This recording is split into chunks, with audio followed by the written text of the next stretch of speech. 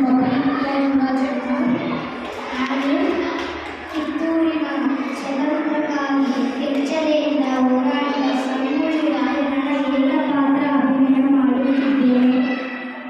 ಮುಚ್ಚುವ ತಾಯ